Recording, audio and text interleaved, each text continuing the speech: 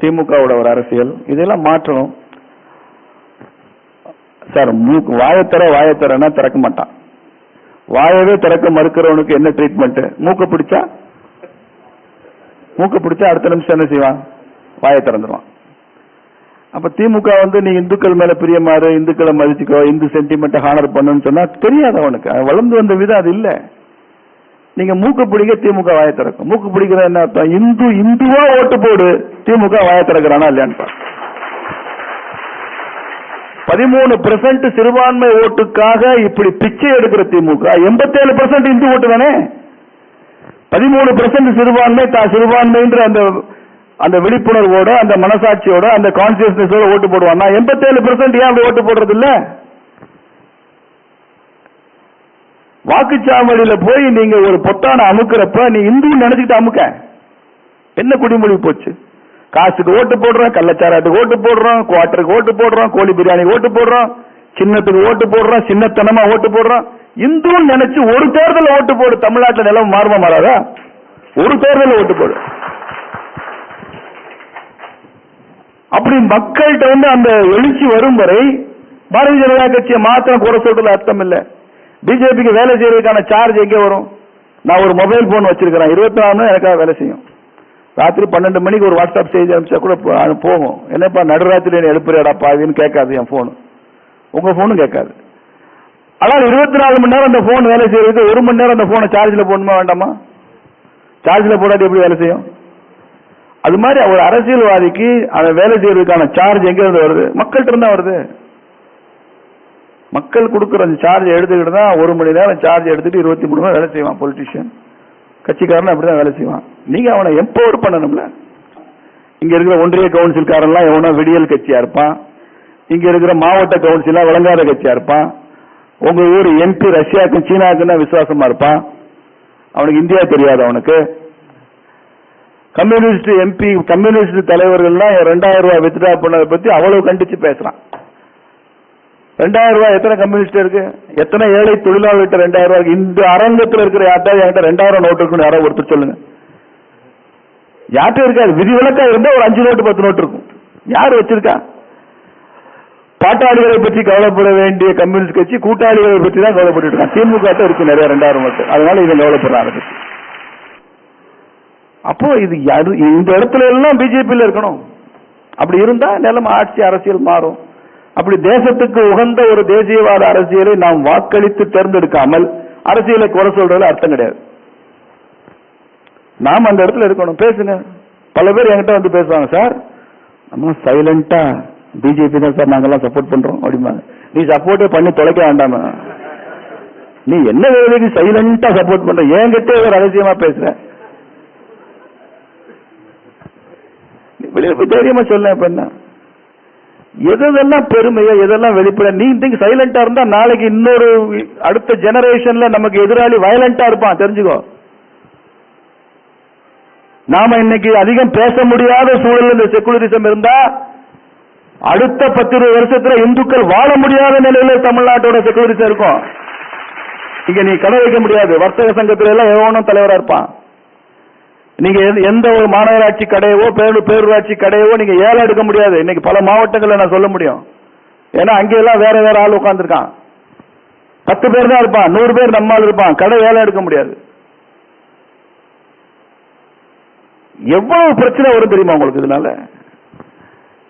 இந்துக்கள் விழிப்புணர்வு அடையல, போதுமா நமக்குரிய அரசியலை நாம கையில எடுக்கலன்னு சொன்னா, சும்மா இந்த பஜனை பாடிக்கிட்டு கோயில்ல போய், அது நான் குறைச்சு பேசல, நான் பெரிய பக்திமான், அது மாத்திரம் தான் இந்துத்துவம் நினைச்சுறாங்க. இந்துத்துவம் என்பது கோவில் கட்டுறது இல்ல, கும்பாபிஷேகம் பண்றது இல்ல, விபூதி பூசிக்கிட்டு குங்குமம் வச்சுக்கிட்டு இல்ல. இந்துவாக வாழ்வது, இந்து உணர்வுடன் வாழ்வது, மதமாற்றம் எடுக்காமல் தடுப்பது, எதிர்கால இந்துக்கள் கண்ணியமா சுயமரியாதையோட என் தலைமுறை வாழணும்னு நினைக்கிறதா இந்துத்துவம். அதெல்லாம் விட்டுட்டு நீங்க ஏதோ பண்ணிக்கிட்டு வச்சுக்கிட்டு பஜனை பாடுற இந்துத்துவம் வேண்டாங்க. குருஜி சொல்றாரு புல்லாங்குழல் ஊதுற கிருஷ்ண வேண்டாம். குருஜி சொல்றாரு ஞான கங்கையில, இந்த புல்லாங்குழல் ஊதிக்கிட்டு இருக்கிற கிருஷ்ண வேண்டாம் எங்களுக்கு. அப்ப என்ன கிருஷ்ண வேணும்? பாஞ்சஜன்யம், சங்க எடுத்து ஊதுறான்ல, போர் பேரிகை கொட்டுறான்ல கிருஷ்ணன் குறிச்சேத்திரத்துல, அந்த கிருஷ்ணன் தான் வேணும்னு சொல்றாரு. RSS எந்த இடத்துலயும் புல்லாங்குழல் கிருஷ்ணனை படமா வச்சிருக்க மாட்டான். சங்கு ஊதுற கிருஷ்ணன் தான். யாருக்கு சங்கு? நம்ம எதிரிகளுக்கு சங்கு ஊதுற கிருஷ்ணன். அப்படி வைங்க, அந்த படத்தை வைங்க. விவேகானந்தருடைய படத்தை கன்னியாகுமரியில அவருடைய உருவத்தை, திருவுருவ சிலைய உட்கார்ந்து தியானம் பண்ற மாதிரி பண்றதா, எப்படி உருவமைக்கிறதுன்னு பெரிய விவாதம் நடந்தது. இப்ப ஏக்நாத்ஜி ரொம்ப தெளிவா இருந்தார். கம்பீரமா எழுந்து நிக்கிற சிம்மம் மாதிரி அப்படி நடந்து வருகிற விவேகானந்தர் இங்க எங்க இருக்கு பார்த்தேன். இந்த இருக்காரு சுவாமிஜி, கம்பீரமா நிக்க உட்காந்து கண்ணை மூடிட்டு தியானம் பண்ற விவேகானந்தர் வேண்டான்ட்டார் ஏக்நாத்ஜி. ஏன் சொன்னார்? அவரு RSS இருந்து வந்தவர், அதனால அப்படி சொன்னார். அப்படி சிங்க மாதிரி கம்பீரமா எழுந்து நிற்கிற ஒரு ஆண்மகன் இருக்கணும். அப்படி உருவாக்குங்க. உங்க பசங்களை அரசியலுக்கு அனுப்புங்க. சும்மா பொத்தி பொத்தியும் வளர்க்காதீங்க. பொத்தி பொத்தி வளர்த்தீங்கன்னா அடுத்த தலைமுறை நம்ம வீட்டை விட்டு வெளியே போக முடியாது. அரசியலுக்கு அனுப்புங்க, RSSக்கு அனுப்புங்க. வீரமா இருக்க சொல்லுங்க, வேகமா இருக்க சொல்லுங்க. இப்ப என்னாச்சு? ஐயோ உன் குடும்பத்தை பார்க்கணும், உங்க அம்மா அப்பாவை பார்க்கணும். தாயை பார்க்கறது எவ்வளவு முக்கியமோ தாய்நாட்டை பார்க்கறது அதை விட அதிகம் முக்கியம். தெரிஞ்சு, என் தாய்க்கு நான் செய்கிற தொண்டு முக்கியம், அதை விட அதிக முக்கியம் என் தாய்நாட்டுக்கு நான் செய்யற முக்கியம். தாய்நாடு இல்லாம தாயை மாத்திரம் காப்பாற்ற முடியாது, தெரிஞ்சுக்க. அதை செய்யுங்க, எல்லா பிரச்சனையும் சரியாது. இதெல்லாம் நாம கான்சியஸ்னஸோட சொல்லி சொல்லி சொல்லி வளர்க்கணும். இது இல்லாம பிடெக் படிச்சு எம்டெக் படிச்சு அதை போய் அமெரிக்காவில் உட்காந்துட்டு ஒரு $5000 உங்க பேங்க்ல போட்டு என்ன செய்ய போறீங்க? அஸ்ஸாம்ல எல்லாம் சுத்தி உங்க வீடு இருக்கும், இந்து வீடு இருக்கும், சுத்தி 4 பேர் பங்களாதேஷ்ல இருந்து வந்த வீடு வாங்குவான். அங்கிட்ட அவன் சோறு கட்டுவான், அங்கிட்ட இவன் சோறு கட்டுவான். உன் வீடு 50 லட்ச ரூபா வீட்டு 5 லட்ச ரூபாய் கேட்பான். நீ தராட்டி சோகத்தை கட்டிக்கிறான். 5 லட்சமும் இல்லாம நீ இந்த வீட்டை அவன் பேர்ல விட்டுட்டு வெளியில தான் வரணும். ஆயிரக்கணக்கான வீடுகள் அப்படி அஸ்ஸாம்ல. அதெல்லாம் இந்த நிலைமையில எப்ப மாறிச்சு? அவன் எல்லாம் ஒட்டுமொத்தமா பிஜேபிக்கு ஓட்டு போட்டா அங்க நிலைமை மாறி போச்சு. இல்லைன்னா நீங்களும் அப்படித்தான் சொத்தை விட்டு தான் போகணும். நீங்க என்ன, நானும் தான். அஸ்ஸாம்ல வந்த சூழல், காஷ்மீர்ல வந்த சூழல் இங்க வர எவ்வளவு நேரம் ஆகும்? காஷ்மீர்ல உள்ள இந்துக்கள் என்ன தப்பு பண்ணா? இந்துவா இருந்தான், இந்துவா வாழ்ந்தான், அதான் தப்பு. உங்கள் சொத்துக்களையும் உங்கள் பெண்களையும் விட்டு விட்டு செல்லுங்கள். காஷ்மீர் ஃபைல்ஸ் படம் பாருங்க. விட்டு விட்டு செல்லுங்கள் அறிவிக்கிறான் மைக்ல, ஒலிபெருக்கில. அதான் அந்த படத்துல காட்சியா வருது. அந்த படம் பார்த்துட்டு வெளியில வந்து பிபி டெஸ்ட் பண்ணா நமக்கெல்லாம் 250 300 போயிடும். பார்க்க கூடாது, பிபி எகுரும் அப்படியே. என்ன அது? எந்த ஊர்ல, எந்த நாட்டுல? கேவலம் ஓட்டுக்காக 10-12% ஓட்டு, 87% நம்ம,